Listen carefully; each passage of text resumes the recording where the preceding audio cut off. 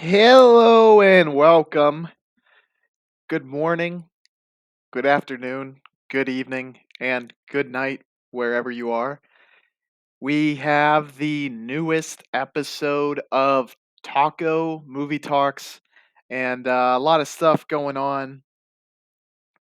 Third episode, channel name change. Used to be lunatics running the asylum. Creative differences got in the way, believe it or not, much like John Lennon, Paul McCartney, Yoko Ono, you know the whole spiel. But hope you like this title screen. Put a lot of work, probably about 4 hours total, trying to put this together, and possibly something we're gonna roll with. Maybe I'll adjust it if time permits. But this is the title screen for week 3, episode 3, ladies and gents, and we have a stacked card of movies to talk about, that's for sure. And without further ado, as the French would say, let's get right into the first movie I watched almost a week ago. And if you want the job done right, hire a professional. Leon, the professional, in this movie. And let's go back to single screen and look at this beautiful, beautiful movie poster and the review. Also, for all of those listening, very much appreciate the listen and would even more appreciate a like and subscription and a comment on any of the movies you've seen, as well as any recommendations as to movies you would like to see me recommend. So thanks for stopping by, and hopefully you stick around for the whole kit bit and caboodle. First movie, Leon the Professional, and what can I say? I mean, this is a highly rated movie for a reason, and the action is pretty much on point the whole way through, and the drama that is added to it is pretty much it's really good, I would say. Uh, the lead actor is famous actor in La Francais, I believe. Gary Oldman is the main antagonist and pulls his weight, more than pulls his weight, I would even say. Right off the bat, as soon as he's introduced, he has great presence on screen and really does well.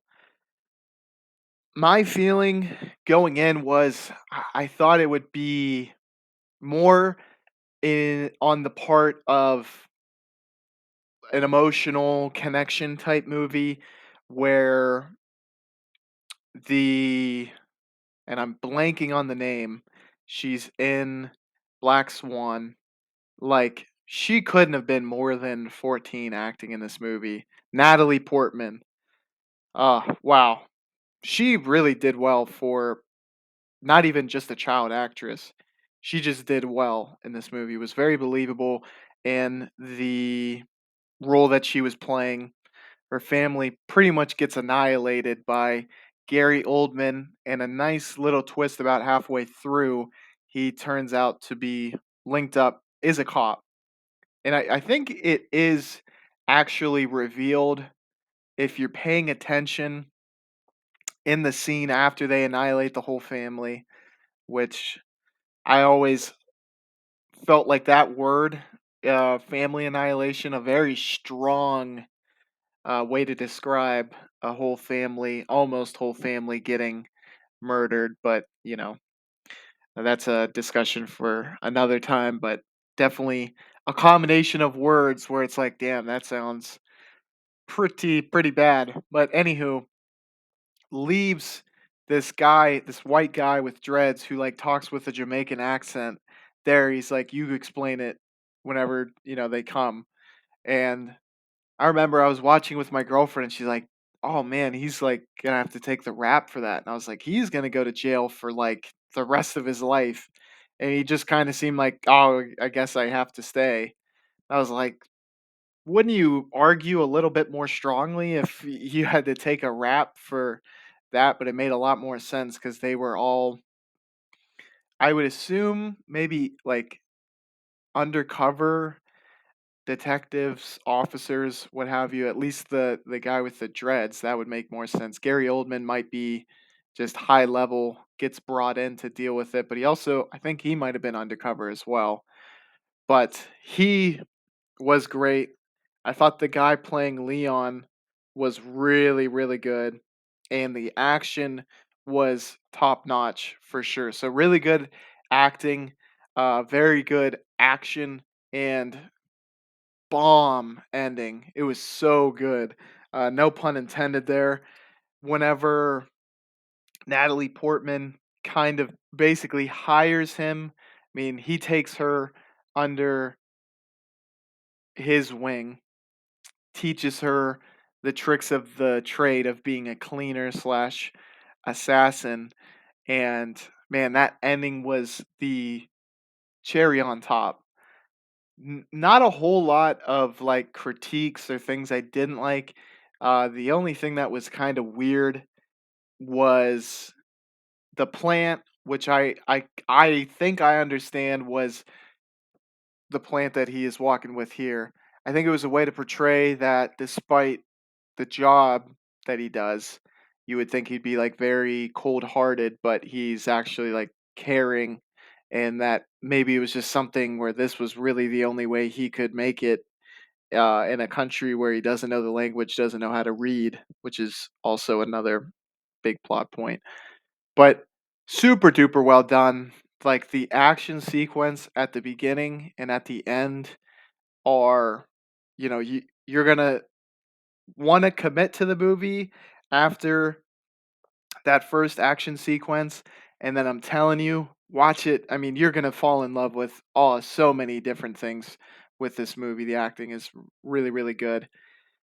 The like, I don't know, I'll put it in quotation marks, but romance between Natalie Portman and Jean Reno, it's a little weird because she's like 13, she's a kid for sure.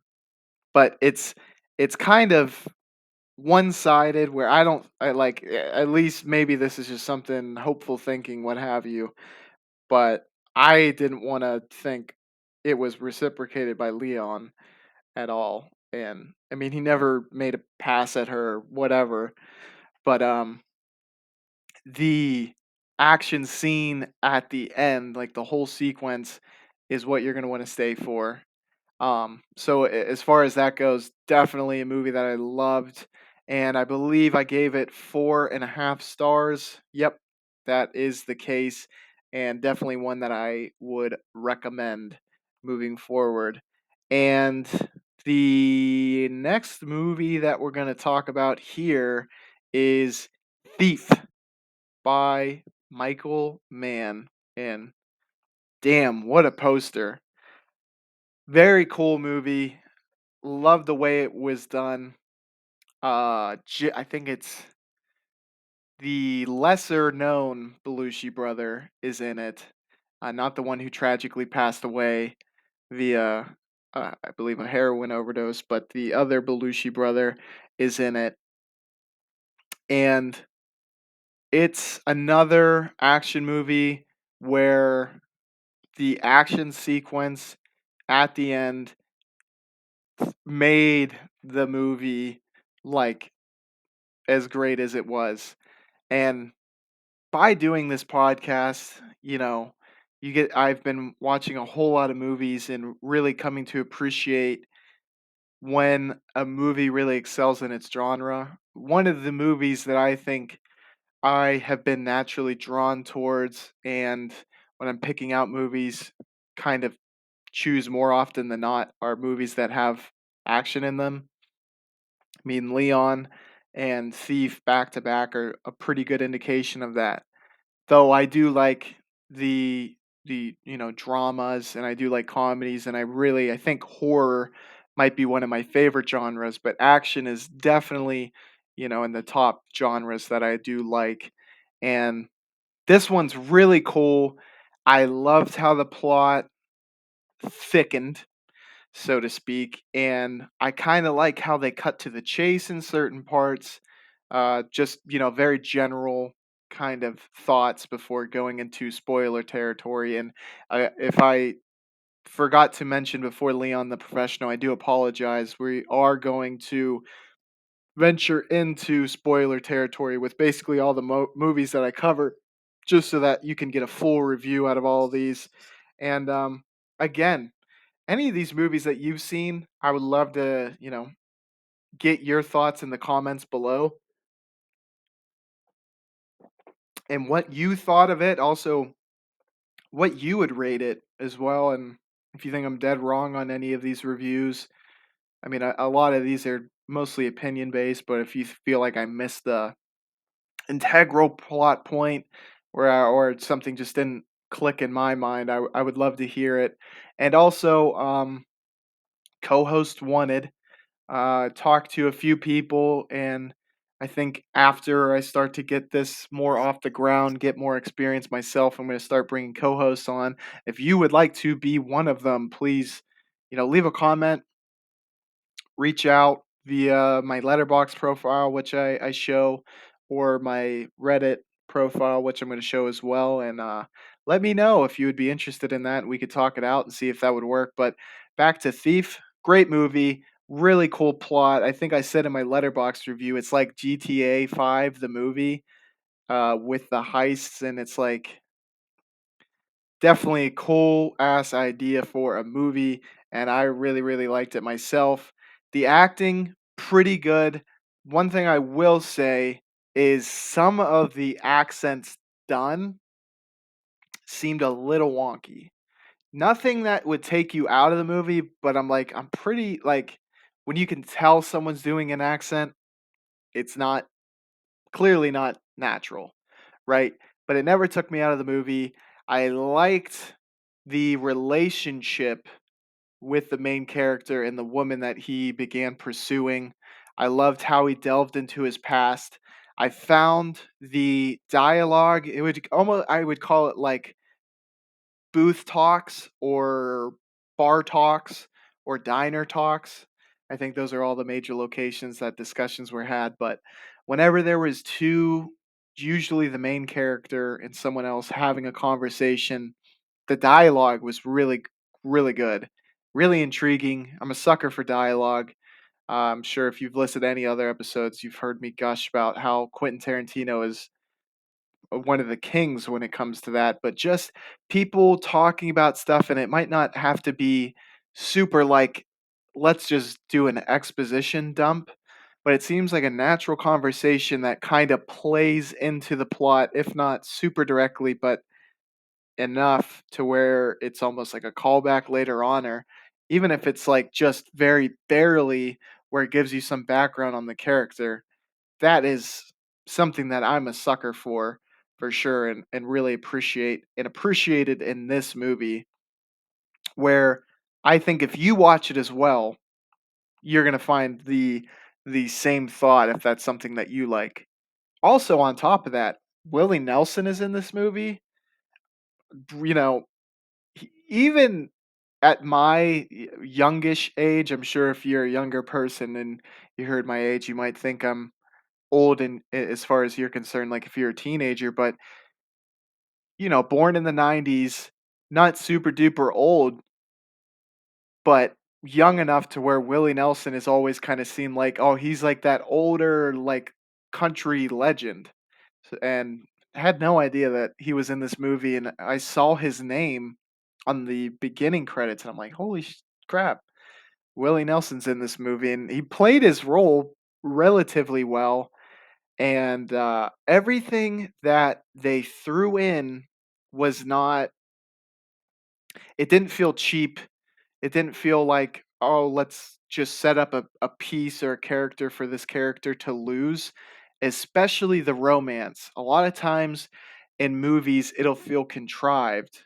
And maybe I just had the blinders on because of like, this is a cool movie in quotation marks. Like this was one while I was watching, I was like, this is I was just digging the vibe the whole way through.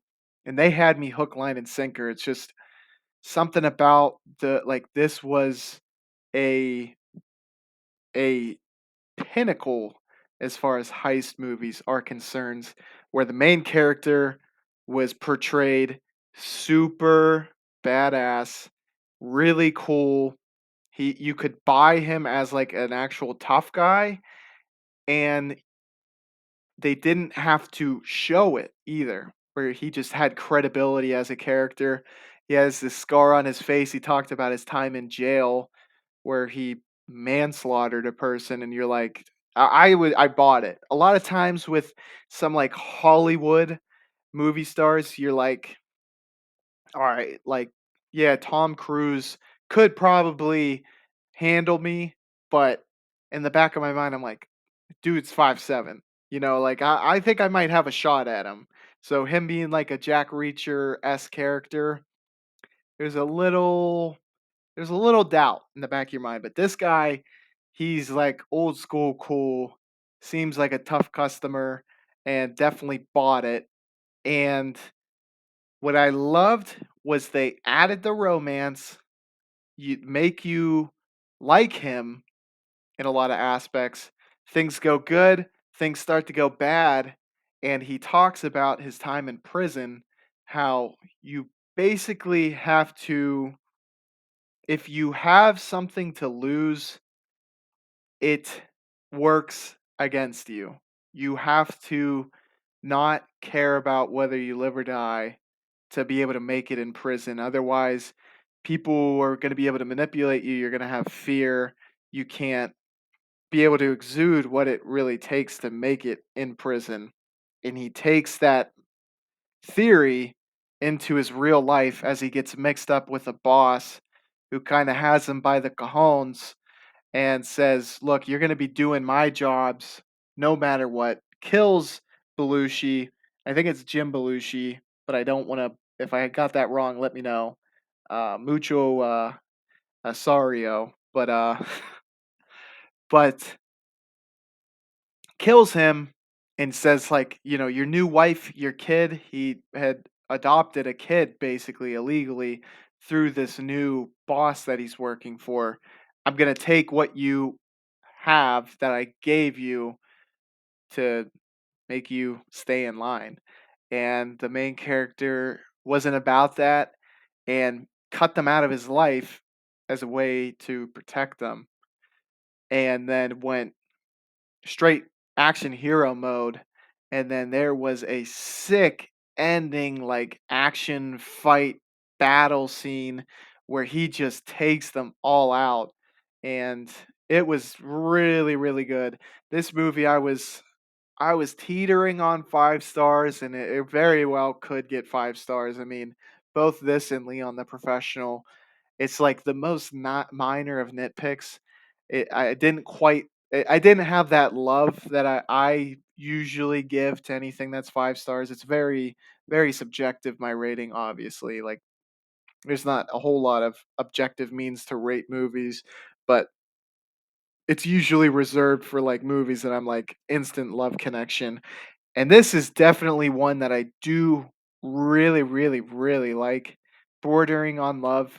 Guess the only nitpick I would have is some of the accents, and but the music was great. Shots were really, really well done. Great cinematography, pretty good acting, and great action. Super intriguing plot. If you like heist movies, like let's say you like Ocean's 11, what have you. Although this is it's different than that. Ocean's 11, the Oceans, what is it? It's not trilogy at this point. It's more than that. Series is it has its own formula. This is different than that. The similarities, they're stealing stuff, but it's a really good heist movie and super duper well done. Gave it a 4.5 out of 5 stars or a 9, whichever rating you prefer to refer to. But super duper good.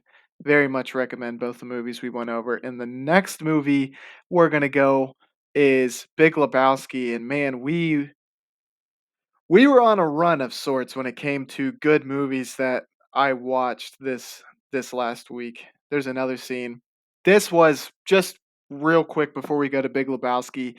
The main character, just drops like this huge bomb on the woman that he's interested in, where he's 2 hours late for their date, and he's like, "Look, uh, I'm a criminal. Spent 11 years in prison. Let's do this. Let's make a family together. Here's this poster. This is what want my life to be like. Let's make this happen." And at first she's like, "That's insane." And then somehow comes around. Must be his charisma. Didn't take me out of the movie at all. I actually thought it was quite amusing and entertaining, that whole sequence of events, but just a funny little thing, and this picture reminds me entirely of that scene. But it is a great scene in my mind. I love how they just kind of cut to the chase with that. And I feel like some people might think that's what makes this movie contrived. It's like, what woman would go for that? But I liked how they just kind of got to the meat and potatoes of it. And it was very important later on because he became more and more attached to her, treated her well, but made it something that he had to give up to be able to properly do battle with the big baddie in the end. Moving on to our next film, Big Lebowski. Let me just say this starting off. The Coen brothers are absolutely magical and electric when it comes to their films. I've been a slow adapter, admittedly, when it comes to watching their films, but recently watched Fargo, which was brilliant. Now The Big Lebowski, probably two of their most popular movies, and it's for a pretty darn good reason. When it comes to comedies, this has a great story and it fits in well with a comedy movie where it's wacky, it's over the top, but it's actually a plot which you might not really find in even like very funny comedy movies, but it's like an intriguing plot where you're trying to get to the end of it and it's like absurd how everything breaks down, but it keeps you engaged the whole time where you want to kind of see what's going on. Jeff Bridges was amazing. John Goodman was at the peak of his powers in this. Like he stole the show pretty much any scene he was in. Steve Buscemi, I think it was almost like a running gag, like a meta joke because Buscemi is really great at dialogue in a lot of the movies that he is in. Definitely one of those actors that I he's under the radar for how special he is. Like, let's talk Reservoir Dogs. He is amazing. And in Fargo, which I brought up earlier, he's amazing. And in this, it's like just let's make him the most simplistic character. He played it really well, where it's like he is just even intellectually like Jeff Bridges, who's like a burnout, and John Goodman, who's like almost he's just like still tied back into the being in the army. Buscemi's just like a simple guy who just will kind of bring up like, "Oh, let's go to that burger place or whatever," and he gets like shut down all the time by John Goodman. Damn it, damn it, Donnie, you're out of your element. That is like a gag that I think is meta, where it's like, hey, let's take this really great actor that we have on the movie and like not let him speak hardly at all. And right when we think we might get something from him, spoilers, let's have him murdered. It's or not murdered, he has a heart attack. Sorry, my apologies. But super humorous, really great acting. In my opinion, Goodman's performance in this is top tier. Something I'm definitely going to have to add to my letterbox list for performances. Everyone does super duper good. And Buscemi's kind of held back by the script, but in my opinion, that's like almost the gag.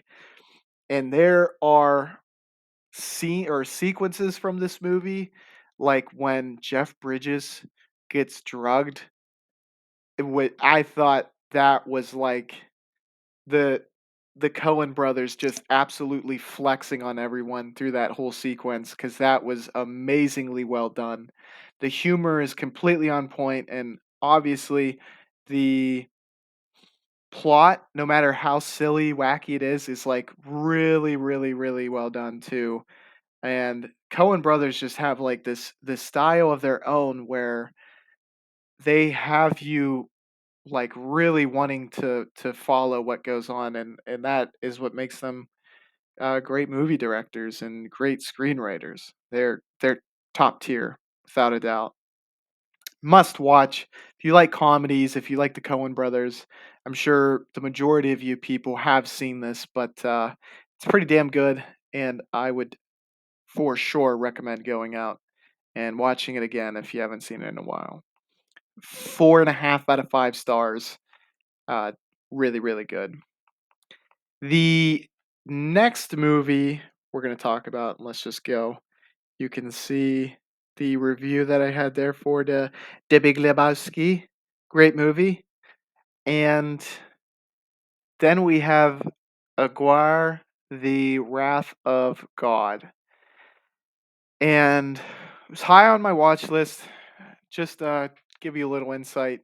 Usually, I have like about 1,000 movies on my watch list now. So, what I generally do is sort it by highest average score. Just go through, see what catches my eye, look at it, see if I have access to watch it, and read the summary and give it a shot. And that's how I fell into this one. Saw that I could watch it on Tubi, I believe. Shout out to Tubi. They were definitely the MVP for this week. And I thought like the poster art I thought looked really cool. That's what made me want to watch it. And we'll back out of there because I have another, I think all of the posters for this one, but and saw Werner or Werner Herzog, whose name seemed familiar. Didn't know where I had heard it or seen it before. And then the lead actor looked like that face, right? Looking at this poster right now, definitely has a lot going on. And he looked familiar, and Werner Herzog seemed familiar too. So I was like, yeah, let's give this a shot. Summary seemed good. And how I'm going to explain this movie is it's kind of a tour de force as far as making a difficult movie. Costume design, the actual logistics of all the people that they like Werner had to direct. It's a large scale movie where in certain scenes there's probably upwards of 100 people that are in the scene.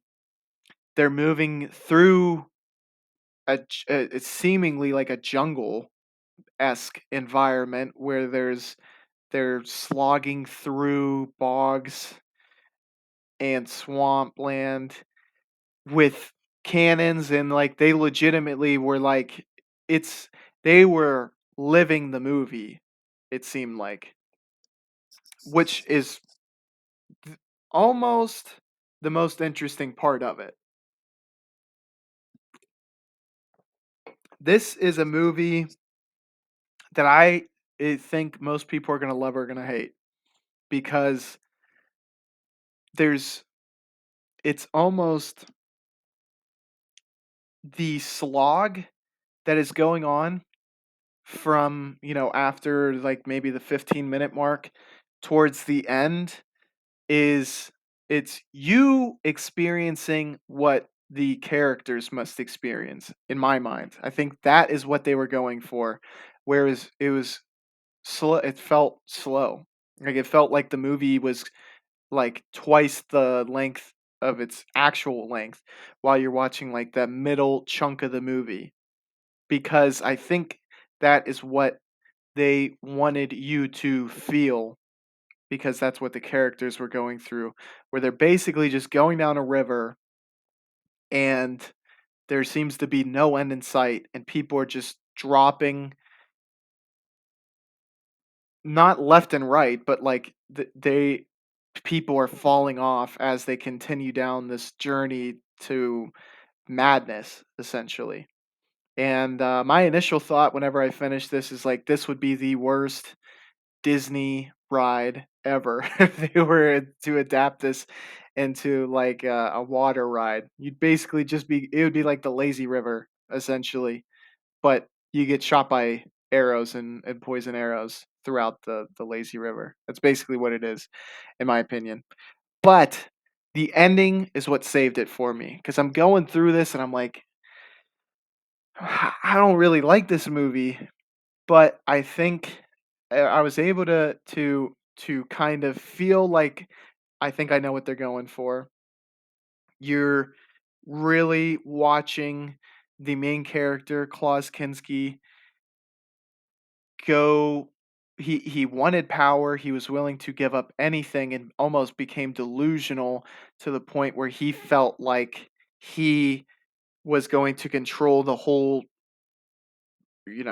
globe, where he was a god, and that anything that stood in his way was going to fall to him, and going down this river, like nothing could quite challenge him. Like he had a sense of grandeur for sure, and anyone who stood in his way or spoke against him was the enemy and needed to be taken out.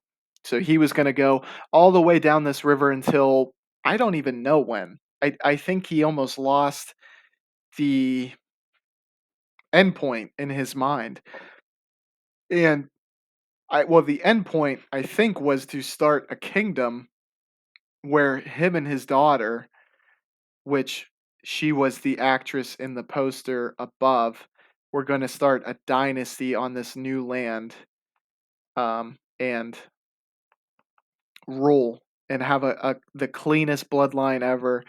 And it's really neat because you can kind of tell he's off his rocker through a lot of the decisions that he makes, and he's very much manipulating everyone around him to kind of get to this point. But in the end, it's like everyone else gets taken off, and it's just him riding on this raft, which, and he's been doing this for days and days, and even I think over a month at this point, and he won't give up on it. He's dead set on this basically impossible goal, and you feel like he has completely gone mad along with anyone else who has made it to this point.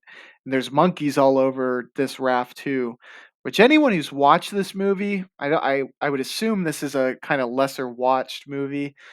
I would like to know like what you thought that symbolized. Maybe it was the de-evolution of him just becoming like more basic primordial instincts. I would like to know what you thought, but I thought great acting by him. I think I'm gonna throw that into my top performances as well, because a lot of it, even though it's a foreign film, which is harder to judge in my for me, he did very good because like you can kind of see here his body language is like a little wonky, and it really adds to the that this character is kind of unhinged as the movie progresses, which was very cool. And another thing that I really want to point out for this movie, because it for what it was, it which was kind of slow at points, I have to give a lot of damn credit to Werner Herzog, because this would have been nearly impossible to shoot. And I don't know how the heck he pulled it off, especially during that time period. Now, it might be a little bit easier to pull off with a lot of different technology and ways to do it. The audio was one of the things that didn't hit the mark a whole lot, understandably so, because they were like in the jungle basically filming a full movie that does not there are very if no shortcuts taken at all. I mean, the ADR or what have you, the dub is a little wonky, like I said. That's like the one thing that the quality is lowered because of this, but pretty much everything else is done very, very well done. So from a directorial stance, it was phenomenal. Like, it's like, let's do hey, let's take the difficulty level up to a 10, and execution-wise, I would say it's like an 8 or a 9. So from that standpoint, it was absolutely great. As for my rating as a whole, I gave this puppy a 3.5 stars out of 5. I wouldn't recommend it to everyone. It's not gonna click with everyone.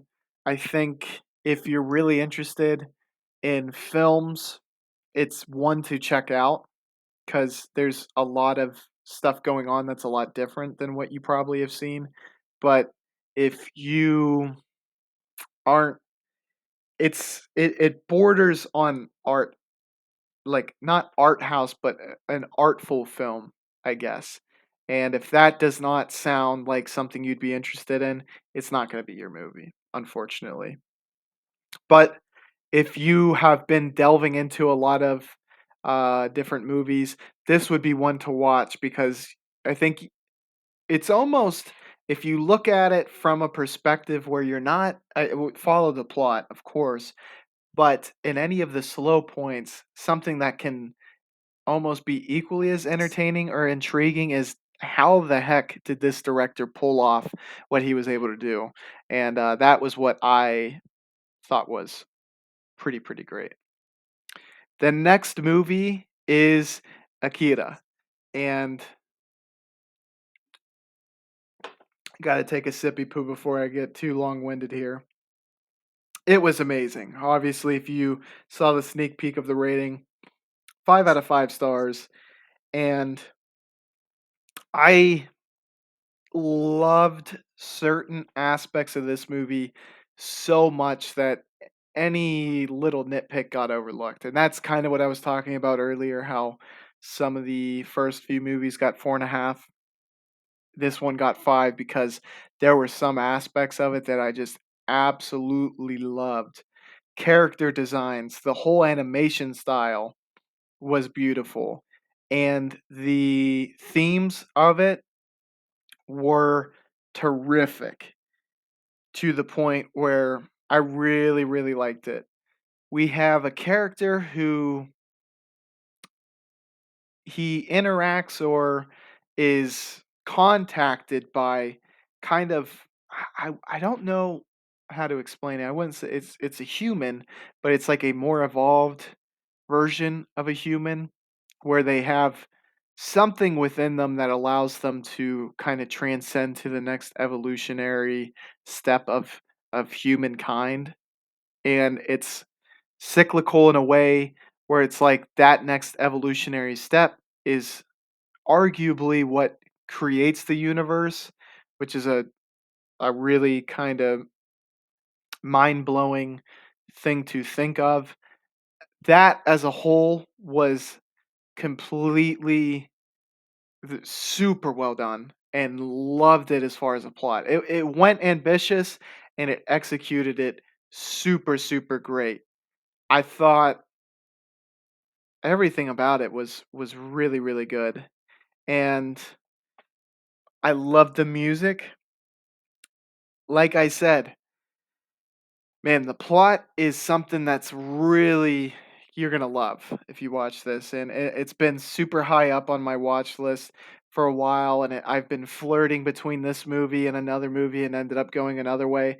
After Aguirre, I was like, okay, enough playing around.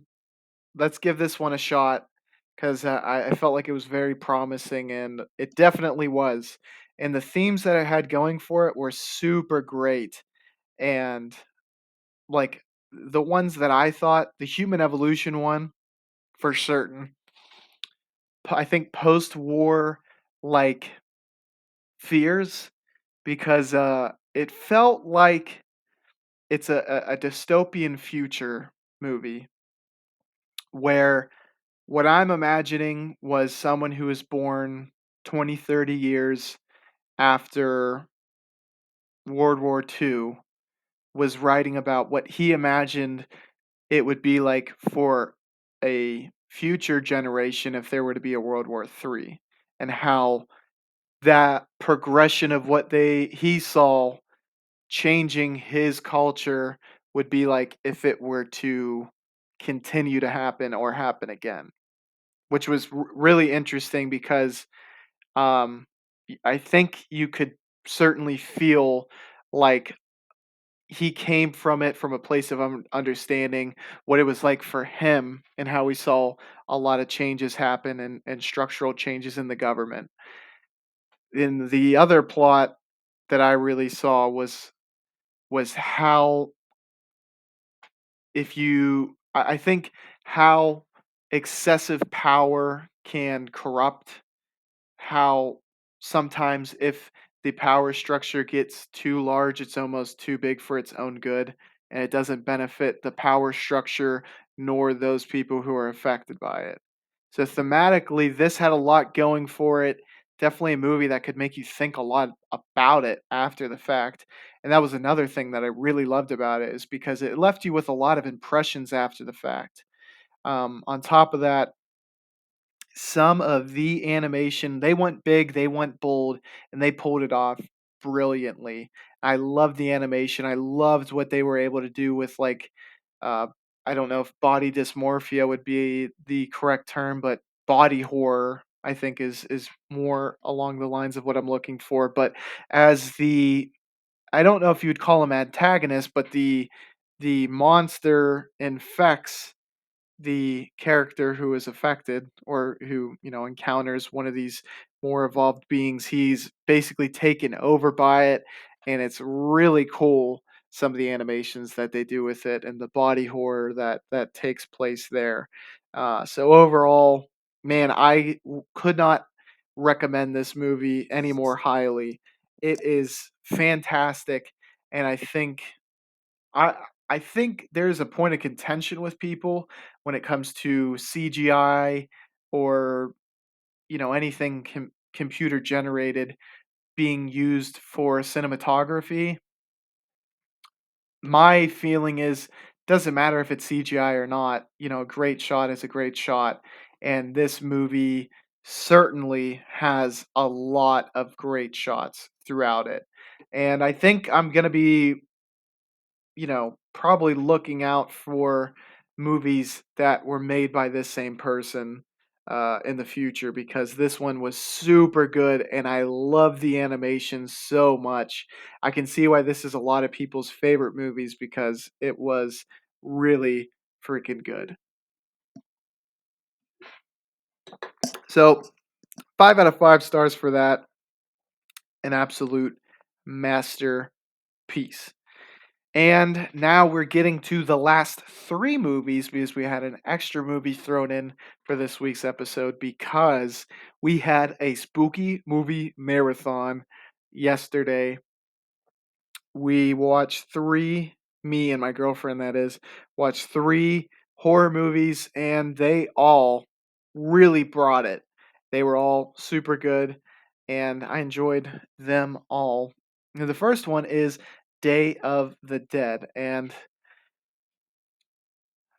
I really my impression coming out of this was leave it to the guy who basically transcends, revolutionizes, evolves the horror genre by introducing the zombie movie to it to take it a step further.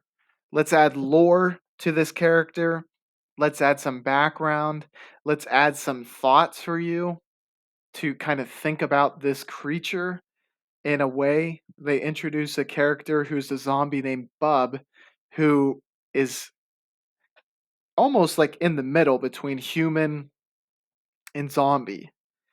And I think there's a lot of good themes going, not to look too deep into it, but how much humanity do you lose by being a zombie, and is it almost equal? Like at a certain point, you could maybe look at Bub compared to the antagonist, and you might be able to argue which one of them has more humanity because one is really self centered, only looking out for himself, and the other one actually seems not bad. And when he gets spoilers, payback on the baddie, you're rooting for the zombie, which is cool.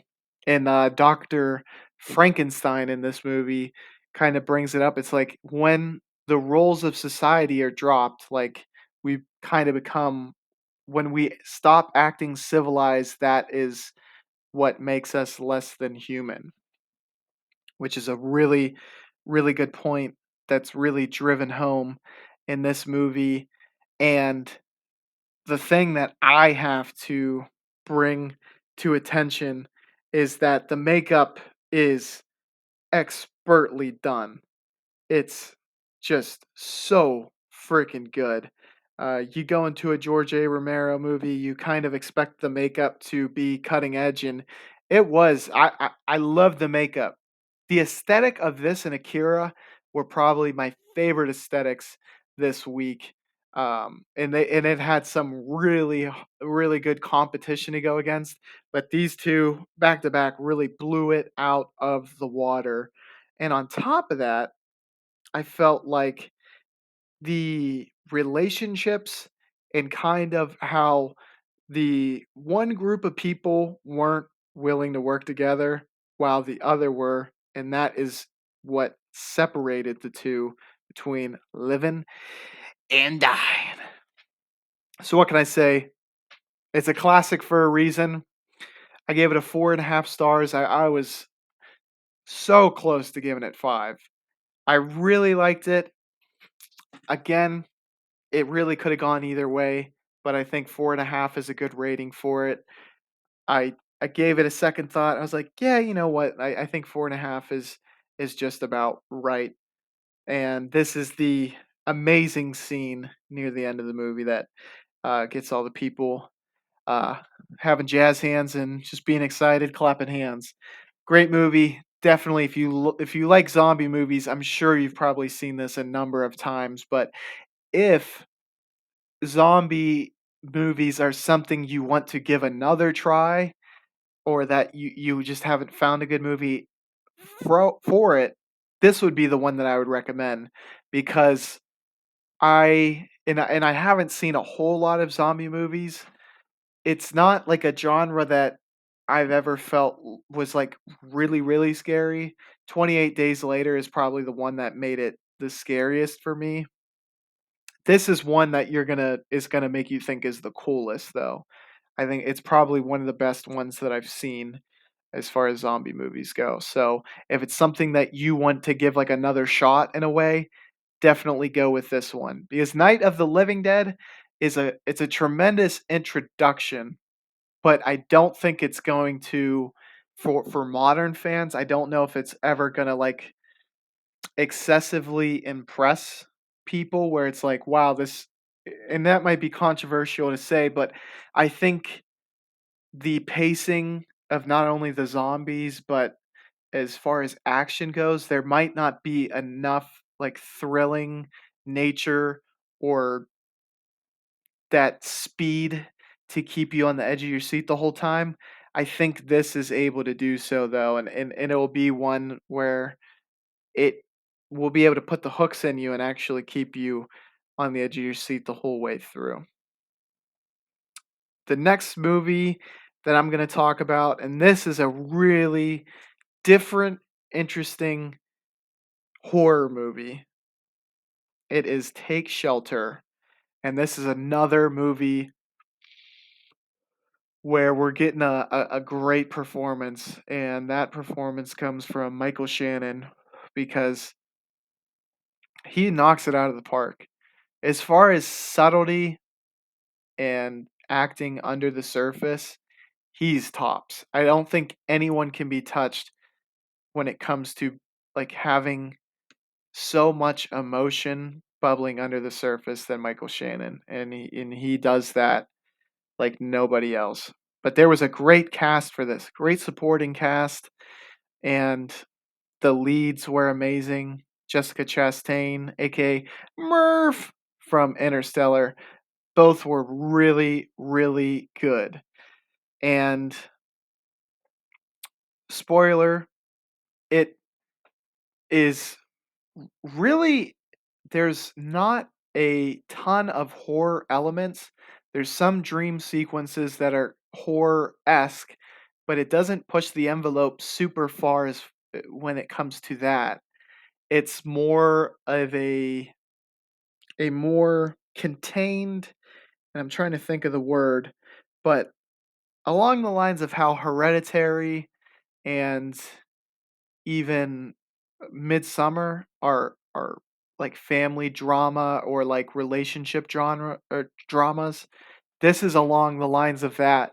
But it doesn't quite push the horror envelope as far as those movies do, which for some of you listening might think, wow, well, that doesn't have a whole lot of horror, but it leaves a lot of the horror interpretive to you, where if you put your own feet in the shoes of the main character, you can kind of start to see where it becomes a horror movie. Where if your mind was playing tricks on you, where would that put you?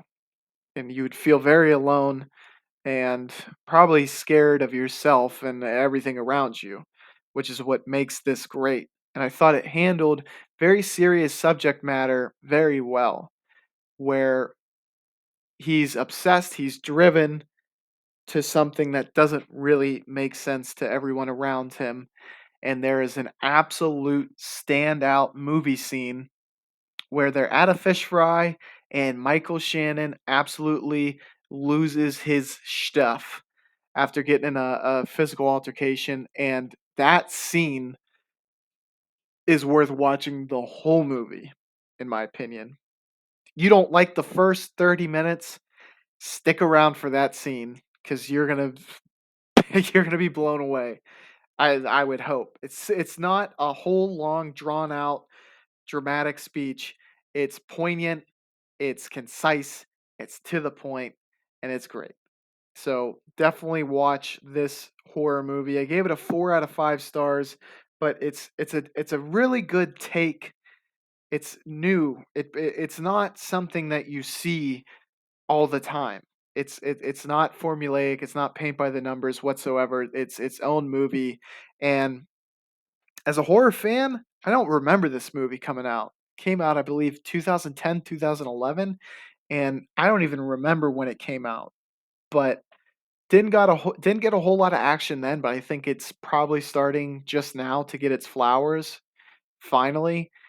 Definitely check it out because it would be a great horror movie for someone who is looking for something that's a little different, and I think even, like, classic horror fans will be able to find joy in it as well because it's very well done dramatically and, very enjoyable, and I think one of maybe the only point of contention that I would have that some people might have liked was the ending where it's like, turns out he wasn't so crazy. Not when it comes to horror movies, I don't know if I'm a huge fan of that. I think it might give like the wrong message to some viewers where, if you're acting crazy, hey, you might be right. And that does happen, right? But sometimes people do have delusions and are delusional and have breaks. And not that every movie has to have perfect messaging for its consumer base. I mean, there is adult subject matter that, you should be able to talk about, even if it's not a good fit for every viewer. But sometimes it cheapens all of the hard work you've done. If I recall, and if you know what movie I'm talking about, let me know in the comments. I couldn't. I don't know if I ever saw the title of it, but it was a movie that I came into about halfway through that my girlfriend was watching, where you're led to believe the main character is schizophrenic the whole way through, and that her neighbor, I think, is has kidnapped a small child that she's trying to find, and her mother was dead all along, and she's been seeing her, and that is a delusion, but the child being kidnapped isn't. Not great messaging that you want to send to some of your fan base, because some people might be going through mental illness and they might think, well, maybe I'm right. And maybe these thoughts are real and I should go into their house because there might actually be a girl there that I need to help. Again, I understand when it comes to media, I don't, you know, you can't blame them for watching something that might not be appropriate to them, but just a thought. And but that's my takeaway. I definitely I think I flirted between 7 out of 10 and 8 out of 10. I settled on 8 out of 10 because the drama is just so well done. And I didn't feel like the ending ruined it, so I didn't want to like bump it for that. I actually think if you look at it from an ambiguous standpoint, where it leaves you wondering, okay, is he still having a break?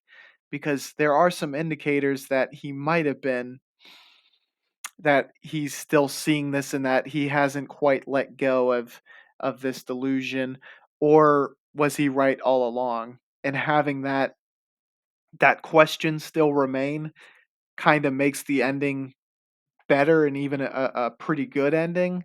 It did seem like they were very much strongly pointing towards that, because it seemed like the other characters were able to acknowledge it, but again, there's a lot of dreams going on, so it's kinda it's hard to say, but from my standpoint, I'm gonna go with the ambiguous ending and make me feel a lot better about it. But 4 out of 10, definitely do watch. Very, very good and interesting the whole way through, and it's one of those ones that is paced more slowly, but there's enough keeping you hooked line and sinker to where it doesn't feel long at all. And I would on it like between this and Aguirre, I wonder, probably as far as which one's longer, they're probably like in all actuality like the same amount of time. This one felt a lot quicker than that one. So that should speak volumes as to how intrigued it keeps you. And the last movie, an absolute classic, it is Alien by Ridley Scott. Another movie that really transcended the genre, really took it forward, brought it forward, and Sigourney Weaver, absolutely great in it. And it's one of those plot lines where it's like someone had to be the first, and not only that, but someone had to be the one to knock it out of the park, and Ridley Scott did just that. It's such a good idea for a horror movie. It's like the fear of the unknown. You know, people fear what they don't understand. Hey, what they can't conquer. I guess it's just the theory of man. Shout out to Nas. But Alien, super great idea. It's like this unknown predator that is, higher level, from out of this world, that keeps you scared, and it's lurking behind every corner, and just getting dug deeper and deeper into this hole where people are being affected and attacked by this, and now it has not only infiltrated people, but it's infiltrated the ship, and now it's like almost unavoidable. Absolutely great movie. I can see why it's a classic of the genre. Was a huge fan of it and felt like it was super duper well done. Definitely going to go near the top of my personal horror movie list. Definitely a must watch. Super well done. It was for an older movie, a lot of times it's hard to get scares out of maybe more recent audiences, and not that I'm like a super toughened horror movie fan, but even sometimes new movies don't quite get the jumps out of me. Not that that is a barometer for a good horror movie. A lot of times I will love movies that don't make me jump at all. It's just really messed up, and that's what makes me love it. But this one was able to make me jump uh, a number of times, honestly, and that's kind of impressive that an older movie is able to do so because not a lot of them are able to pull that off, and because I think it's kind of something that wasn't super popularized until now. But overall, great, great, great horror movie. Probably top 10 all time, probably even top 5. Special effects are amazing. Like when you see the ship flying through, it's like Kubrick-esque good. It looks amazing. It had really good payoffs, and all the characters are super duper fleshed out. That I think is what I liked the most about it, is that the characters weren't just cannon fodder for the villain. You actually grow connected or start to dislike them. And I really, really like that. One of the little criticisms, and again, it didn't take me out of the movie whatsoever, but it you could, in my opinion, tell at times that there was a person in the suit of the alien. But again, not a super hard criticism on that. But the set design was amazing, and all of the above ingredients are what made this movie so great. Again, it's an amazing idea. It's so good, and no wonder like a whole series of movies came out of the idea. Because as far as horror movies go, I mean, it's just as revolutionary as the zombie genre, honestly. And obviously, it dates way, way, way back, when there was invaders from outer space. But the way this is done, it puts enough of a spin on it to where it feels fresh, it feels new. And, watching it years and years and years after the fact, it still resonates and is still super good. That's all for the movies. Let's go to the Reddit. Posted a few questions that I would love to hear your takes on in the comments below. One of those being the triple threat. So, which director do you think was able to really bounce genre to genre and really kill it as far as what they were able to bring to the table? They were able to do super well in a number of genres. The one that I said was Stanley Kubrick, and there was a number of responses for that, and a lot of people had pretty good ones that they said. And definitely the most popular post of this week was, who do you think needs a biopic? And I just said one that I'm excited for that's already slotted and is going through is the Hulk Hogan one. I'm a big wrestling fan. So, and Hogan is definitely someone who is very, very interesting. So, I'm excited to see that. And which one are you excited to see? And another one, it didn't quite gain as much traction on the Reddit, but I would love to see people. Who do you think would like you would love to see in like a movie verse melee slash Royal Rumble where combatants are entered into a kind of fight to the death? Which one would you recommend? Humans it was the only really caveat that I put on that. And the person I entered was Beatrix Kiddo, and I wrote narratives for all the people that were recommended down below. So check that out on Reddit. Um, Try to find that, comment on that because I would love to see, and I'll write up a little what I think would happen with how everything has gone so far. Check out the Letterboxd for certain. Go ahead and follow me on there, and be sure to like and comment on this video as well as subscribe to this channel. Again, if you'd be interested in being a co-host, I definitely want to hear from you. and be able to, maybe try to set something up for the future where I could do this with a co-host, because I think that would be really great. I think fans would probably like that, and it would make for a better listening experience. And I'm sure if you're interested, you would probably love to talk about movies with me as well. As far as that goes, leave recommendations for movies as well, because I'm going to be watching more movies this upcoming week for the next episode, which will be episode 4. And be on the lookout for that next episode to drop either on Saturday or Sunday of next week, which will, I believe, take us into, let's see, that be May? Yeah, May 1st. So, hey, much appreciated. Thanks for stopping by. Hope you enjoyed this newest episode.